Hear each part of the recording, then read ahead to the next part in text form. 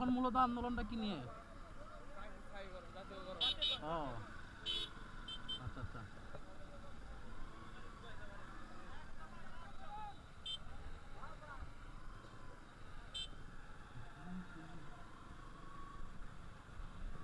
চারিদিকে শুধু আন্দোলন আর আন্দোলন। এত আন্দোলনের ভিড়ে আমি একা পড়ে আছি। আর দেশের যে অবস্থা রে ভাই, এখন একটু আন্দোলন টান্দোলন বাদ দিয়ে এখন একটু দেশের দিকে ফোকাস দেন।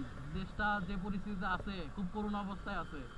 এখন যদি দেশের দিকে ফোকাস না দেওয়া হয়, তাহলে আন্দোলন করার সুযোগ পাবেন না। দেশ এমনিই যাবে গা, ডুবে তো অলরেডি গেছে, আরও ডুবে চলে যাবে। তাই ভাই, এসব আন্দোলন ফান্দোলন একটু বাদ দেন। ঠিক আছে, আপনাদের প্রত্যেকটা দাবির যুক্তি আছে, আমি মনে করি।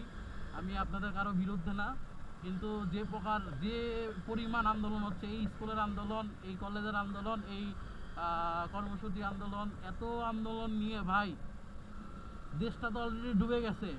এখন হচ্ছে যে সবাই মিলে আন্দোলন বাদ দিয়ে যদি একটু দেশের দিকে ফোকাস দেন, তাহলে দেশটা আবার ঘুরে দাঁড়াবে। তখন আপনাদের সকল যেসব বিষয় নিয়ে আন্দোলন করতেছেন, সেসব আপনাদের অটো অটো ঠিক হয়ে যাবে।